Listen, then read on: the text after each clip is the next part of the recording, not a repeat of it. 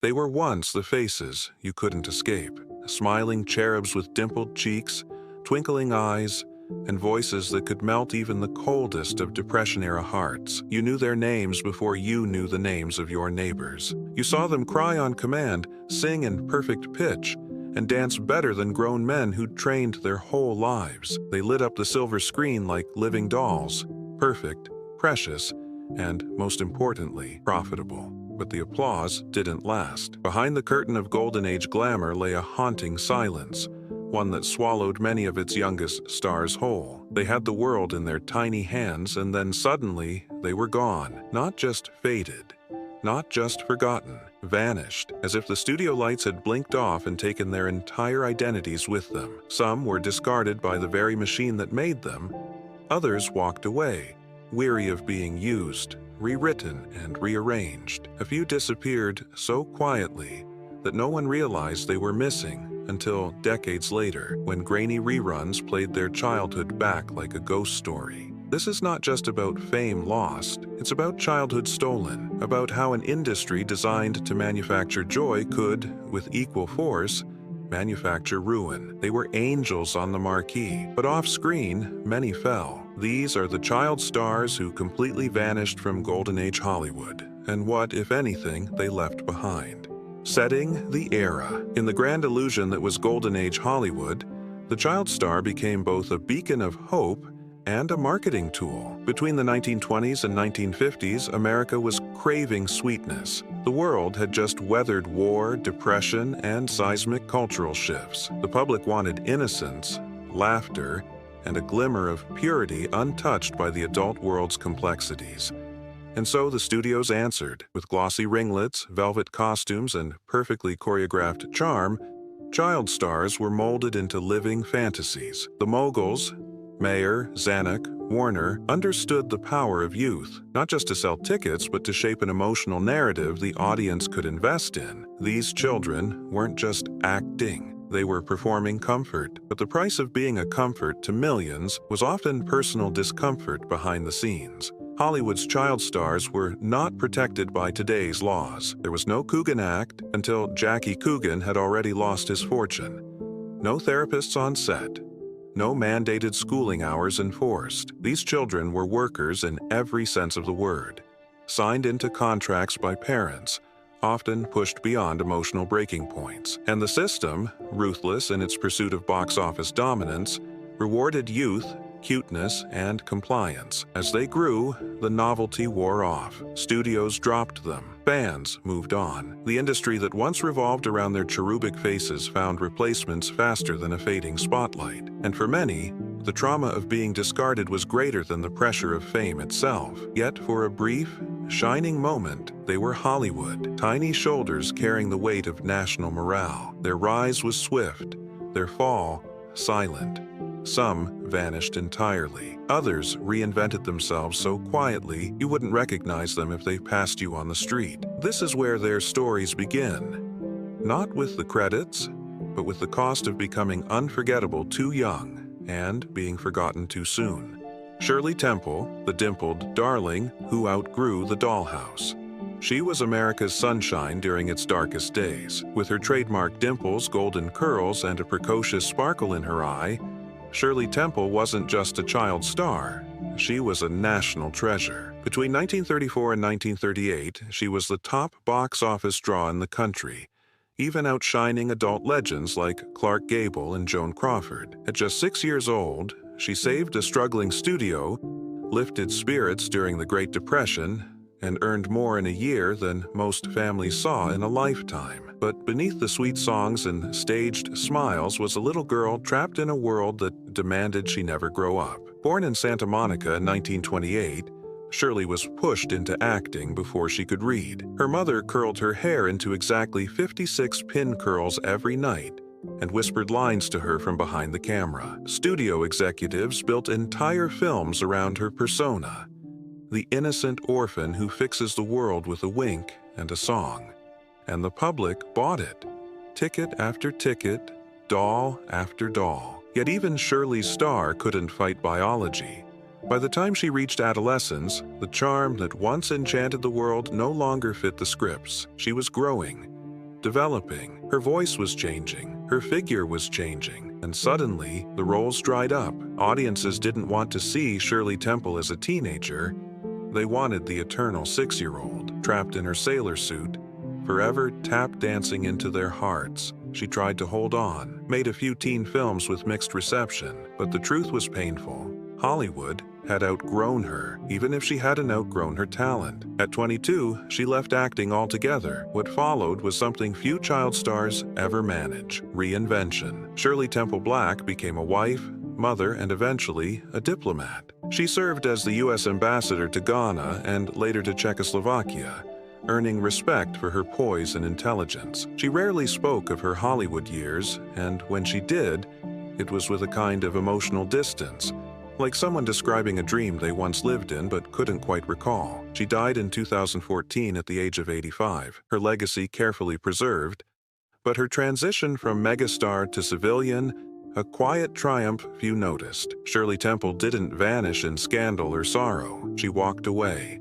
before the industry could break her entirely. And perhaps that's what makes her story both rare and bittersweet. Because in choosing to leave Hollywood, she proved something the studio heads never understood. The real Shirley Temple was never a product.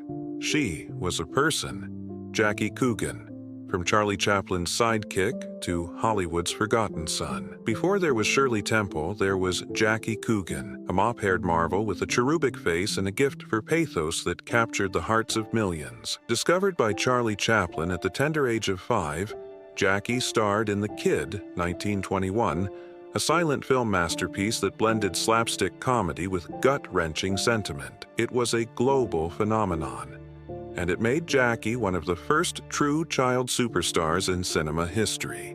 He was dubbed the kid who made the world cry, and cry they did as Jackie wept on screen with a depth far beyond his years. By age 10, he was a millionaire, reportedly earning close to $4 million in the 1920s, an unimaginable sum for anyone, let alone a boy not yet old enough to ride a bike unsupervised. But while Jackie brought joy to audiences, his own childhood was anything but joyful. Behind the scenes, his earnings were being funneled and spent by his own mother and stepfather. Lavish homes, diamond jewelry, exotic cars. They lived extravagantly off the fortune Jackie had earned, and when he reached adulthood and asked for access to the money he'd made, they told him flatly there was nothing left. It wasn't just betrayal. It was theft on a Shakespearean scale. The public outcry was enormous.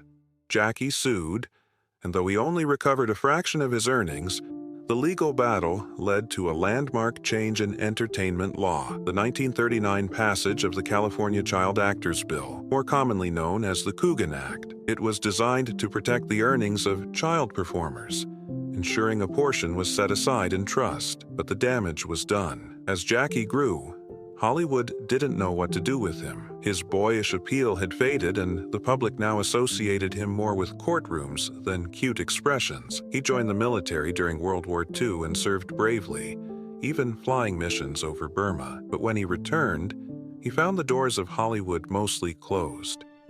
It wasn't until decades later in the 1960s that he made a bizarre, cult favorite comeback as Uncle Fester in the Addams Family television series. Bald, bug-eyed, and entirely unrecognizable, he embraced the grotesque character with humor and humility. But for many who'd once adored him as Chaplin's soulful sidekick, it was a jarring transformation. Jackie Coogan died in 1984.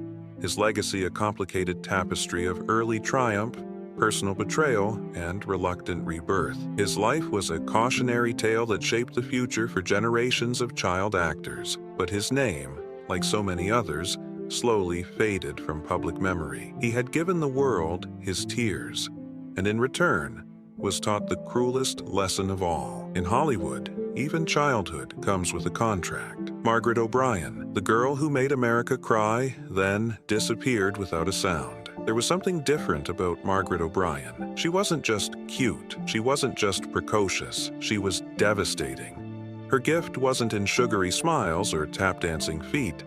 It was in emotion, deep, aching, raw emotion that poured from her tiny frame with startling clarity. At just 7 years old, she could deliver a monologue that broke your heart clean in two.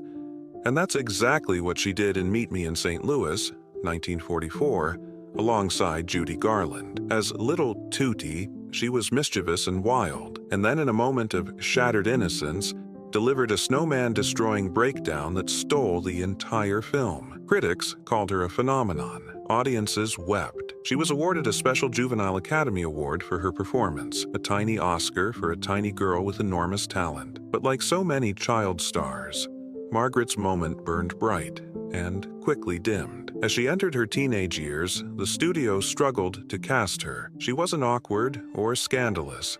She simply wasn't needed. The war was over. Tastes were changing. Audiences now clamored for adult romances and Technicolor spectacles, not heartbreaking children. And so, MGM quietly let her go. Margaret tried to continue acting. She appeared in small films, took theater roles, even guest starred on television. But the truth was unspoken and irreversible. The magic that had defined her on screen was tied to her youth. The industry had fallen in love with the child, not the woman. She didn't vanish in tragedy. She didn't spiral or rebel. She simply faded, gracefully, quietly, into a kind of professional twilight. In interviews later in life, Margaret remained composed, even grateful. She spoke fondly of her time on set, her friendships with legends like Judy Garland and Lionel Barrymore, and her love for the craft, but there was always a trace of wistfulness, a sense that something slipped away, not through scandal, but through the quiet erosion of relevance. Today, she's remembered by classic film aficionados, her performances preserved on Turner Classic Movies and in scattered retrospectives. But to the broader world, her name rings like a half-forgotten lullaby, sweet, fleeting, and sad. Margaret O'Brien was the girl who could make a nation cry, and when she disappeared, it seemed even the studios didn't know what they'd lost. Bobby Driscoll, the boy who was Peter Pan, and then was no one. He had the kind of face Disney dreamed of, wide-eyed, sweet-lipped, innocent, yet intelligent. Bobby Driscoll was the golden boy of post-war Disney, handpicked by Walt himself. He wasn't just a child star, he was the child star. In Song of the South, So Dear to My Heart, and Treasure Island, he embodied ideal American boyhood, scrappy, brave, and full of heart. But it was his voice, clear, bright, and achingly pure, that brought Peter Pan to life in 1953. To a generation of children, he was the boy who never grew up. And yet, Bobby Driscoll did grow up, and the world turned its back on him the moment he did. By the time Peter Pan was released, Bobby's voice had begun to change. Acne dotted his once flawless face. The magic was wearing thin. The studio that had once nurtured him unceremoniously dropped his contract. No explanation, no parting gift, just silence. Bobby was still a boy, but suddenly, one with no future. The rejection hit hard. He tried to continue acting, taking roles in television and low-budget films, but the offers dwindled. The work dried up. He was no longer marketable. He spiraled, first emotionally, then chemically. Drugs became his companion, first to cope, then to forget. By the late 1950s, he had been arrested multiple times, institutionalized, and even imprisoned. He tried to reinvent himself as an artist in New York's Greenwich Village, joining Andy Warhol's scene for a brief moment of creative relevance. But the magic, whatever spark Disney had once seen in him, had long been extinguished. And then, Bobby Driscoll vanished. In 1968, two boys playing in a dilapidated tenement in New York City found a body. It was decomposed, unclaimed, alone. The authorities found nothing on him but a pair of socks and religious pamphlets. He was buried in a pauper's grave on Hart Island, where the city sends its forgotten dead. It wasn't until a year later, when his mother requested to find him for a reunion, that a fingerprint match confirmed the body's identity. Bobby Driscoll had died at 31. Peter Pan was gone. No funeral, no eulogy, no mention in the Hollywood trades. The boy who had once carried Disney on his small shoulders was erased as efficiently as he'd been marketed. Years later, Disney quietly acknowledged him in documentaries and behind-the-scenes features. But no monument can fully honor the loss of a child who was taught to fly and then left to fall. Bobby Driscoll's story is not just tragic, it's damning. A symbol of an industry that consumed innocence with a smile and discarded it without looking back.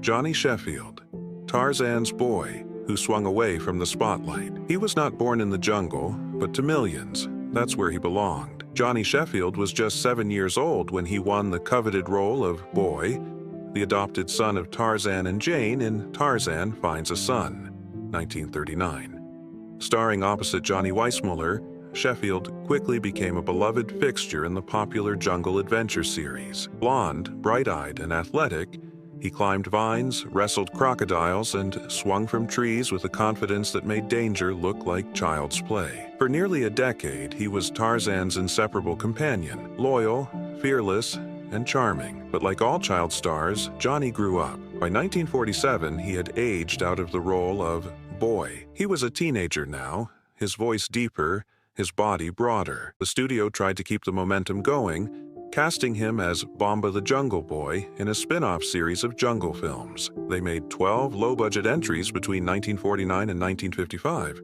modestly successful, but never culturally impactful. Then, at just 24, Johnny Sheffield did something almost unheard of in Hollywood. He left. There was no scandal, no lawsuit, no descent into vice. He simply walked away. After earning a business degree from UCLA, he stepped behind the camera of life. He married, raised 3 children, and worked in agriculture and real estate. Occasionally, he gave interviews to old movie magazines or appeared at nostalgic conventions. But for the most part, he lived a life untouched by the toxic afterglow of former fame. There was something poetic in that. He had once played a boy who swung through trees and battled nature's fiercest creatures, only to grow up into a man who quietly built a life on solid ground. Johnny Sheffield died in 2010 at age 79 after a heart attack brought on by a fall from a ladder, an ironic echo of the dangers he'd once conquered so effortlessly on screen. His story, though less sensational than others, is no less significant. It offers a rare glimpse into what could happen when a child star isn't chewed up by the system, but instead chooses to let go before it consumes him. In an industry where so many kids were pushed until they broke, Johnny Sheffield did something quietly heroic. He stepped down from the vine. Echoes in the projection room. Imagine a flickering reel in a silent studio theater. The sound is muffled, the screen is cracked, but the faces, those faces, are eternal. Shirley Temple twirls in her sailor dress. Jackie Coogan clutches Chaplin's hand. Margaret O'Brien wipes tears with trembling fingers. Bobby Driscoll lifts off into a painted sky as Peter Pan. Johnny Sheffield swings into the jungle canopy, the sun behind him like a crown. The montage plays like a dream, and then begins to unravel like one too. Press clippings blur. Box office sensation. America's sweetheart. The boy who made the world cry. Then, darker headlines flicker in. Tragedy of lost child star. Once a millionaire, now missing. Found dead, unclaimed. What happened? What force in the glittering machine of Golden Age Hollywood allowed these children to become gods in celluloid and then ghosts in real life? The answer is as complex as it is chilling. Back then, the studio system ruled with iron contracts and airtight control. Children were not seen as developing people, but as pliable assets, products to be sculpted, marketed, and discarded once outgrown. Charm was currency, cuteness was cash, aging was a liability. The emotional insight here is sharp. These were not just children acting roles. They were children being roles, living public personas shaped by adult fantasy, smiling through exhaustion, dancing through discomfort, performing innocence they could barely understand. The pressures mounted silently. There were no child psychologists on set, no union monitors counting the hours, no federal protections until it was too late. Their real lives, their fears, their growth, their desire to just be children were irrelevant to the bottom line. And when the cameras stopped rolling, there were no exit strategies, no bridge back to civilian life, just silence. an echo of applause that no longer reached them. Some tried to fight it and were broken by the battle. Others disappeared before the world noticed they were gone. The flashback reel comes to a halt. The projector slows, the room dims, and all that's left is dust. What remains when the cameras stop? As the stories of these children unfold, a chilling realization emerges. Fame was never the gift, it was the trade. Each child was offered a dream, but the cost was paid in silence, loss, and often erasure. For Shirley Temple, survival came through reinvention. For Jackie Coogan, justice came too late. Margaret O'Brien found peace only by slipping quietly away. Bobby Driscoll died a nameless soul in a city that once cheered for his every word. And Johnny Sheffield stepped out of the spotlight before it could burn him. The emotional climax is not in their disappearance. It's in what the world did after. Some were mourned. Most were forgotten. A few were rediscovered like artifacts, boxed away in nostalgia, sanitized, repackaged for anniversaries and Blu-ray editions. But the cultural shift was already in motion. By the 1960s and 70s, Hollywood was moving fast, too fast for the quiet tragedies of its early stars. Television bred new child idols, but with similar risks. Tabloid culture rose. Fame became disposable. And though the Coogan Law now protected earnings, it did little to shield children from the psychological fallout of fame. We began to understand, too late, that childhood and celebrity don't coexist easily. Modern audiences have grown more aware, but the wounds of the past still echo. We see it in today's troubled young stars, in the stories of child actors from every generation who struggle to find footing in the world beyond the screen.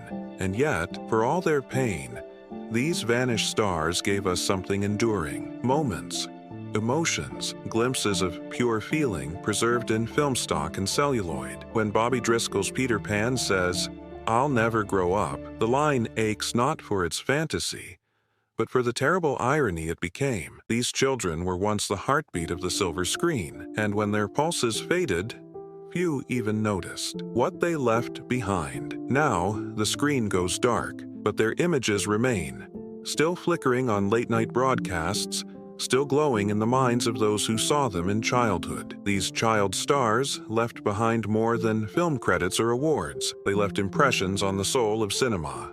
A laugh, a look, a line, etched into the collective imagination. They remind us of a time when Hollywood was both dream and machine, when childhood was packaged, sold, and too often discarded. Some are honored with stars on the Walk of Fame, others with fan-made tributes and archival restorations. A few remain buried in unmarked graves, their legacies stitched back together by historians and heartbroken fans. But all of them, everyone, left something behind. Because disappearance doesn't mean erasure, it means they exist now in a different realm. The realm of legend, cautionary tale, ghost story, and emotional mirror. Their stories force us to ask not only what Hollywood took from them, but what it still asks of young performers today. There's a strange kind of justice in remembering them. When we say their names, Shirley Temple, Jackie Coogan, Margaret O'Brien, Bobby Driscoll, Johnny Sheffield, we resurrect more than just their performances. We resurrect the complicated truth that behind the perfect lighting and rehearsed smiles were children trying to navigate a world that never fully saw them as children at all.